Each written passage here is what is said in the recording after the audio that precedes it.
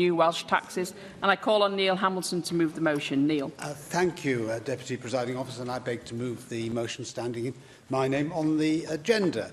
It has, as usual, been amended by, or attempted to be amended by other parties by deleting our motion in its entirety and substituting their own.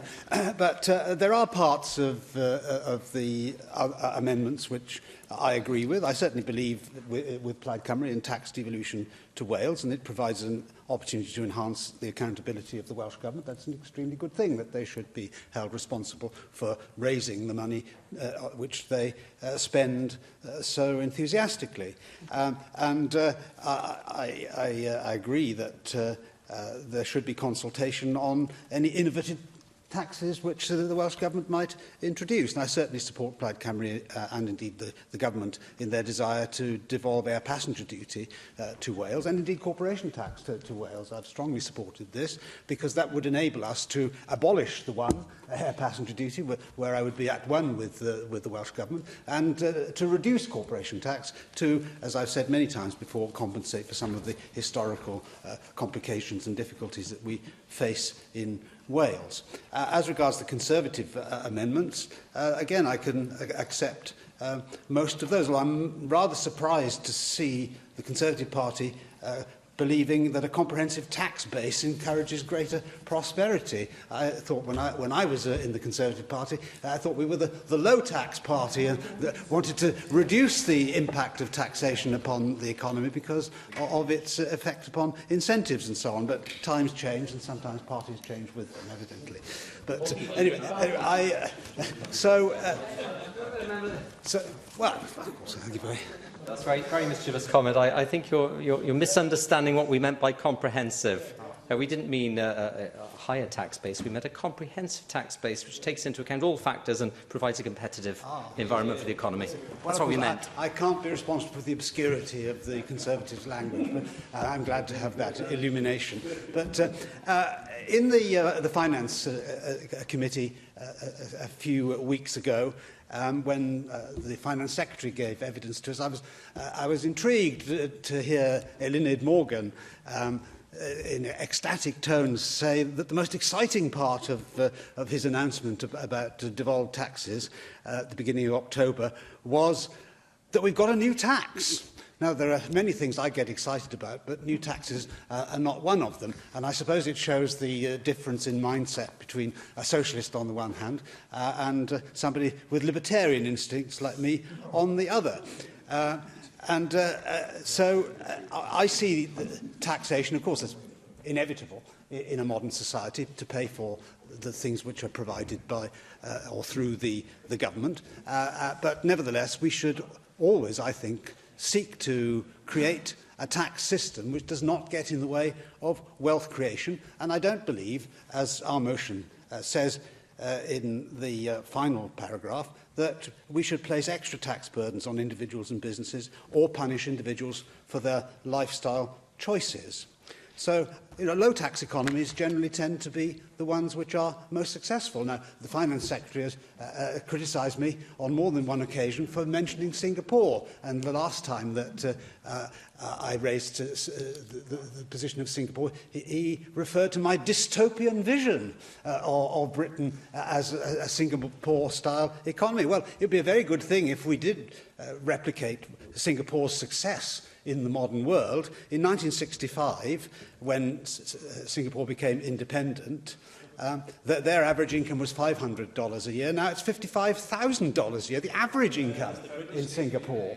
And that has come about because of the pro-business culture of the Singaporean government in the last half-century. In the period from 1965 to 2015, there was a 3,700% increase in the average income of people in Singapore, compared with only 300% in the United States. And if we just take the 15 years from 2000 to 2015, there was a 35% increase in the standard of living in Singapore, compared with only 8% in the United States. They do seem to understand how to create wealth and prosperity, so perhaps we can learn something from them. 90% of Singaporeans are owner-occupiers.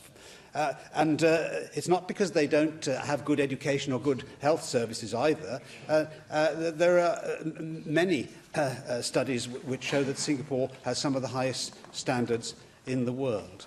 Now, the Welsh Government has used its or is in the process of using its freedom to set new taxes and to vary taxes, I think, to go in entirely the wrong direction. The proposed or possibility of introducing a tourist tax, I think, has been roundly condemned by anybody who has anything to do with the tourist industry. It is of massive importance to the Welsh economy, particularly in Mid and West Wales, which I represent. Wales, at the moment, has 5% of the UK population, but only 3% of the UK's tourists and only 2% of tourist spend. Seems to me to be quite quixotic to be imposing taxes or proposing the imposition of taxes upon tourists, particularly as the United Kingdom, in the World Economic Forum study of the taxes upon tourism around the world, place the United Kingdom position 135 out of 136 countries in terms of competitiveness. We should be doing all that we can to encourage, not discourage, tourism into Wales and the United Kingdom generally. And, of course, the hospitality industry in Wales has roundly condemned this proposal. Anthony Rosso, who is the chairman of the British Hospitality Association in Wales and manager of the Lake Vyrnwy Hotel, says that we have already real worries over the recent cauldron of costs that have boiled over in the last 18 months, including increases in business rates, wage increases, rising inflation, food and energy hikes. Increasing costs like this will, of course, be handing an unfair advantage to our competitors in England. So my party will be roundly opposing any proposal to introduce a tourist tax if one is presented to us in due course. The latest announcement is not a tax as such, but equivalent to a tax, in the proposal to introduce minimum alcohol prices into Wales. This is supposedly to cure the problems of excessive alcohol drinking, but it can never do that given the mess of alcohol duties and taxes generally throughout the United Kingdom. And we have the highest alcohol taxes in Europe overall. 77% of the price of a bottle of scotch is accounted for by tax. So we pay, yes. So you're saying that the cost of alcohol in this country is higher due to taxation than that in Scandinavia?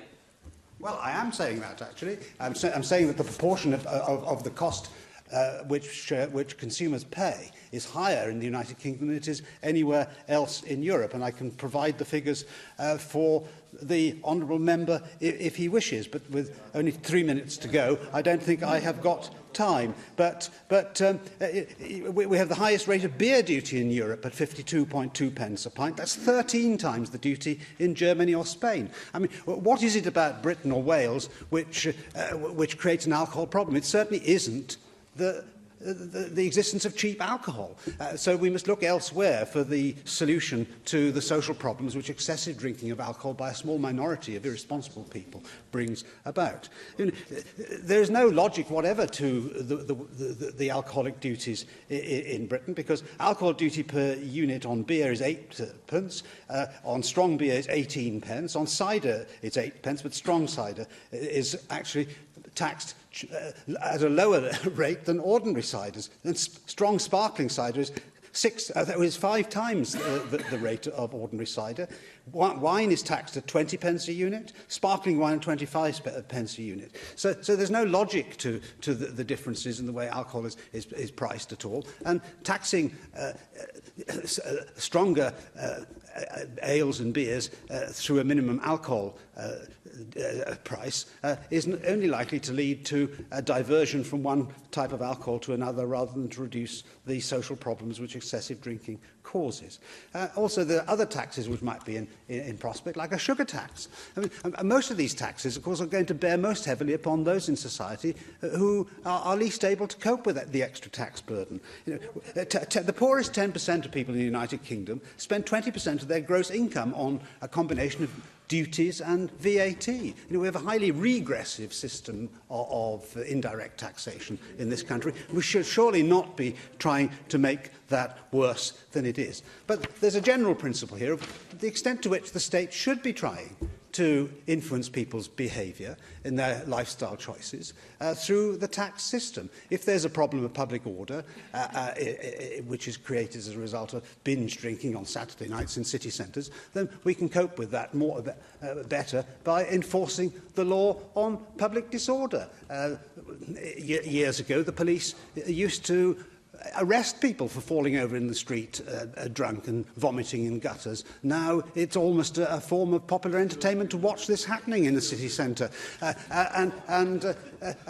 So it's not the price of alcohol which is the problem. If people go out to get hammered on a Saturday night, then they will do that anyway, regardless of the price, unless you're going to introduce really draconian increases in duties beyond what we have now. So this debate is called today as a kind of plea to move Wales in the direction of a low-tax economy, which is going to maximise the potential for wealth creation in what is one of the poorest parts of Western Europe. And that's not an accolade which I want Wales to continue to have. We are now, as we know, the poorest part of the United Kingdom amongst all the nations and regions of England. 20 years ago we were second from bottom, now we are bottom. And do we not want to do something about that? If we do have the opportunity to use income tax as a means of influencing the economy, surely we should seek to make Wales as a kind of internal tax haven in the United Kingdom. And that's not just for libertarian reasons of wanting people to keep in their own pockets as much as possible of the money that they themselves have earned. You know, what I earn and what you earn and what the public at large earns does not belong to the state. So I believe in, as Mr Gladstone used to put it, the money fructifying in the pockets of the people. You know, if we go back to Adam Smith in The Wealth of Nations, I'd like to end my speech with this reflection, where he says it's the highest impertinence and presumption in kings and ministers to pretend to watch over the economy of private people and to restrain their expense. They are themselves always and without any exception the greatest spendthrifts in the society. Let them look well after their own expense, and they may safely trust private people with theirs. If their own extravagance doesn't ruin the state, that of their subjects never will. Thank you. We'll have